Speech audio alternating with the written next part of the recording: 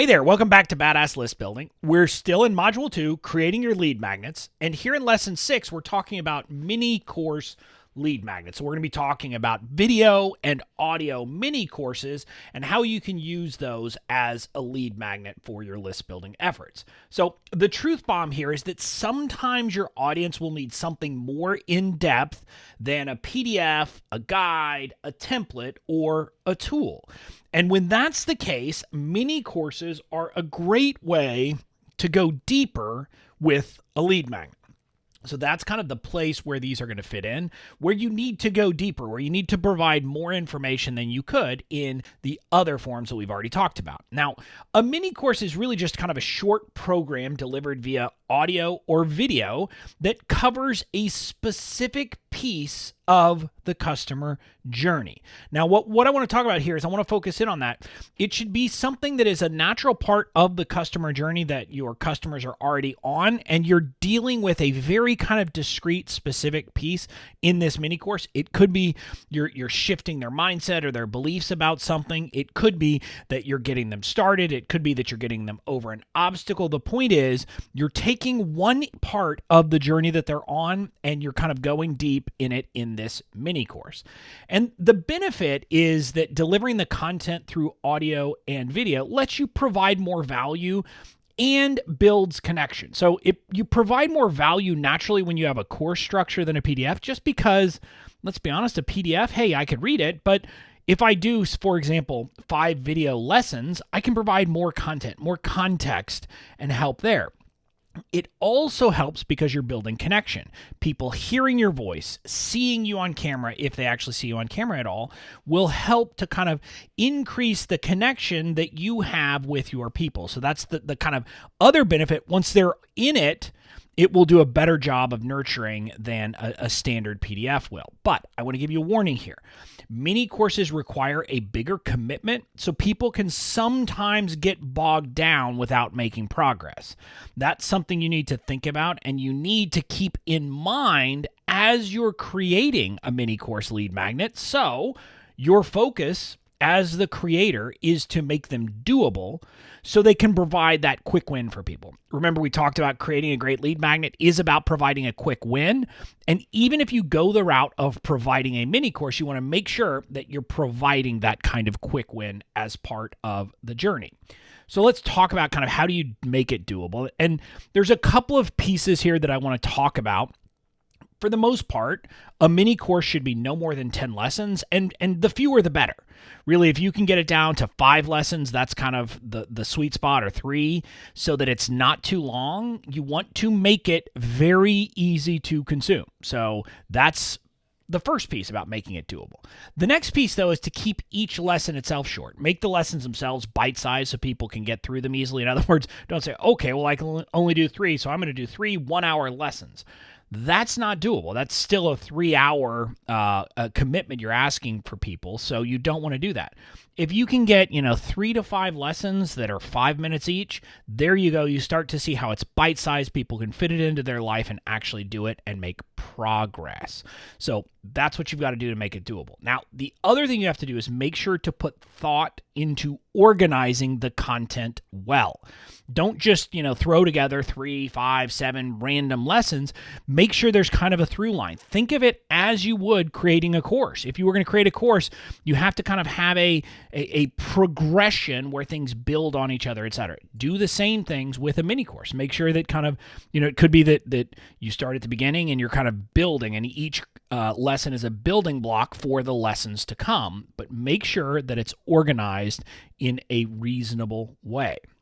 Now, the thing I want to point out is that because mini courses deliver more value and because they require more work and more commitment, they really are good for attracting the people who are committed to making a change, right? It's not for the tire kickers. Tire kickers are less likely to sign up for a mini course because they haven't yet bought into the notion that they want to do this. Now, you'll have some folks who just sign up and like, let me watch the first lesson. And if they like it, they'll keep going. But for the most part, a mini course is going to attract people who are a bit further along, have already kind of made the decision, hey, I want to make this change and this could help me. So the note on that is that tends to mean that mini courses can work really well for coaches and other businesses that sell higher ticket offers.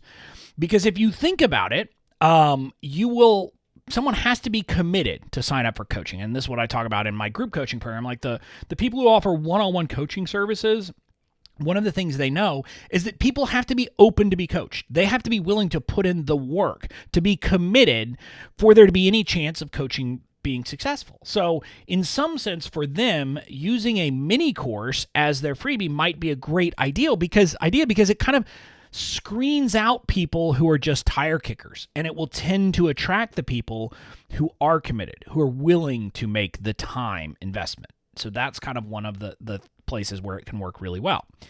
Another thing, though, I want to point out, and I said this before, before I was talking about because they hear you, but because mini courses also tend to mean that people kind of spend time with you kind of virtually, it tends to get them more warmed up. They've spent, if you did 5 lessons and they're 5 minutes each, they've spent 25 minutes listening to you or watching you. That means that they will feel a connection with you because they've spent time with you. And so that's what I want to kind of make sure that you think about. That's an added benefit that once people are on your list, if they go through it, people who complete the mini courses will be some of your most engaged followers. They will be the people who are most ready to buy, assuming that they need what you have to sell. Now, a kind of a caution here. You should only create a mini course if you're willing to commit to the technology to host it right. Don't think, oh, I'm going to create a mini course, but then I'll just kind of deliver it by, letting them download videos that they watch on their QuickTime player on their computer. Don't do that. If that's where you are, if you're not in a place where you can commit the money, the expense, etc., to having the technology to host the course right, don't create this. Wait until you're there in your business to create this kind of lead magnet, because we've talked about this a couple times. People are going to judge you based on your lead magnet. And if the experience they have with you is not a good one on your lead magnet, they're unlikely to take the next step. So you want to create this only when you're at a point that you can kind of use the technology to host it right. What does that mean? For video courses, you'll need some kind of online course platform. It can be built on your website or through a standalone course platform. There are lots of those course platforms out there. There's things like Kajabi, Teachable, Thinkific. There's a lot of those outside options available, or on your own website. That's going to be more complicated. For the most part, you're probably not going to be there. We have done that. We've built our courses all on our own platform using an Access Ally plugin on our WordPress site, but that gets more complicated. For the most part, when you're starting, you'll be looking for an outside course platform that you can use. So just make sure that you have that lined up if you want to create a video mini course.